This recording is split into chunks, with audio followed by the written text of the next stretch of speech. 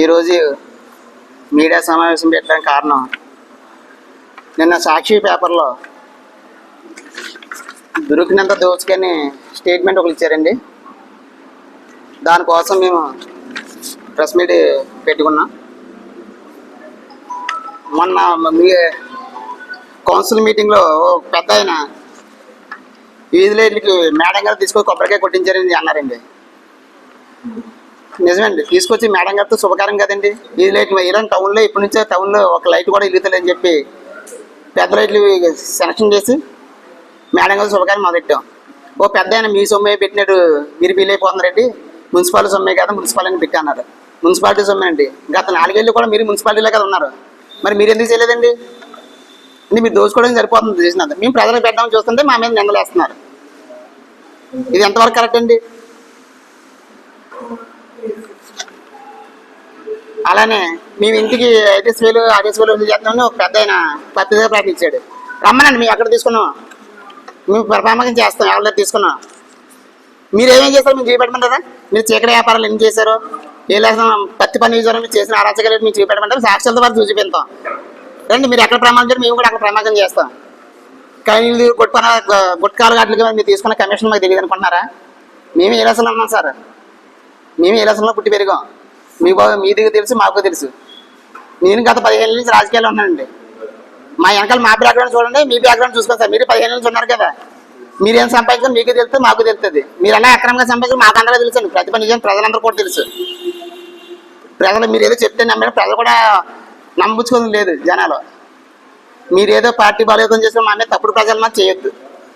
రండి, మీరు ఎవరైనా చెప్తే మేమే చెప్పి చూపెడతాం. మేము ఎక్కడ ప్రమాణం చేయండి అక్కడ ప్రమాణం చేస్తాం. మేము డబ్బులు అయితే ఎవరి దగ్గర తీసుకోవట్లేదు. మీరు తప్పుడు ప్రచారాలు చేసి మీ మనోర్థిగా మీరేం ప్రచారం చేయకండి.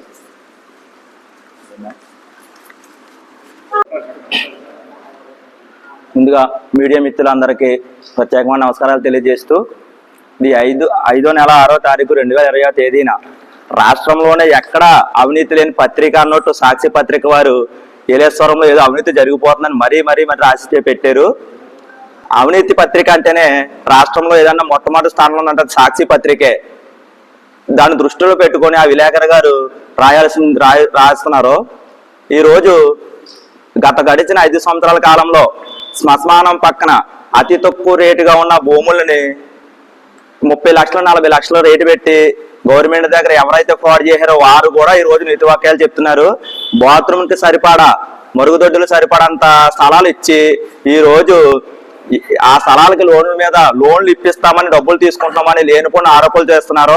ఏలేశ్వరం నగర పంచాయతీలో ఏ ఒక్క ఎన్డీఏ కార్యకర్త కానీ, కౌన్సిలర్ కానీ, నాయకులు కానీ లోన్ ఇప్పిస్తానని ఆరోపణ నిరూపిస్తే ఎక్కడ ప్రమాణం చేయమంటే అక్కడ చేస్తామని ఇది ఎవరైతే రాశారో వైఎస్ఆర్ కాంగ్రెస్ పార్టీ అయితే వారు అవ్వచ్చు, సాక్షి దినపత్రిక విలేకరు గారు అయితే అవ్వచ్చు, నిరూపిస్తారో ప్రమాణం చేయడానికి మేము సిద్ధంగా ఉన్నాం. ఈ రోజు గత 5 సంవత్సరాల్లో మీరు ల్యాండ్ ఈక్వేషన్ లో సంపాదించిన అవినీతి సొమ్ము ఎక్కడా సంపాదించలేదని, ఎక్కడా కూడా రూపాయి అవినీతి జరగలేదని మీరు నమ్మే ఏ దేవుడి మీద అయినా మీరు ప్రమాణం చేయడానికి సిద్ధంగా ఉన్నారా అని ఇది రాసిన వారిని, దీని వెనక ఉన్న వారిని క్వశ్చన్ చేస్తున్నాం.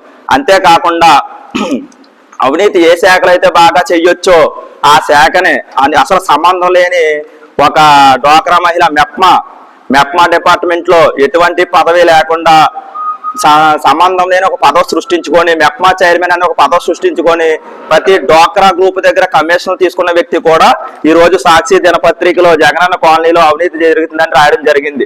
ఆయన డ్వాక్రా మహిళల దగ్గర ఎంతంత తీసుకున్నారో మాకు తెలుసు.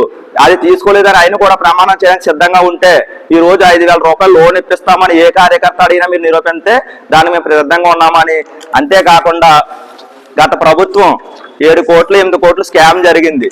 భూమి కొని, గవర్నమెంట్ డబ్బులు భూమి కొని రిజిస్ట్రేషన్ చేసి మరీ లబ్ధిదారు అవుతుంది, ఇవాళ అక్కడ భూమి కనపడట్లేదు. మరి ఆ భూమి తీసుకున్నారు, ఆ భూమి ద్వారా వచ్చిన ల్యాండ్ ఎక్వేషన్ డబ్బులు ఎవరైతే తీసుకున్నారో వారు కూడా ఇప్పుడు సాక్ష్యాలతో నిరూపిస్తాం. ఈ రోజు ఏలేశ్వరం నగర పంచాయతీలో కూటమి ప్రభుత్వం వచ్చి 1 సంవత్సర కాలం అవుతుంది. ఎలాంటి అభివృద్ధి జరుగుతుందో తెలుస్తుంది. అంతేకాకుండా అవినీతి లేదు వైఎస్ఆర్ వాళ్ళ అలా అవినీతి చేయడం వల్లే రాష్ట్రంలోనే ప్రజలు బుద్ధి చెప్పి 11 సీట్లకే వైఎస్ఆర్ కాంగ్రెస్ పార్టీని పరిమితం చేశారు. మీరు అది దృష్టిలో పెట్టుకొని రానున్న రోజులు ఎవరిస్తే బాగుంటుందని మీడియా మిత్రుల ద్వారా వారికి తెలియజేయడం జరుగుతుంది.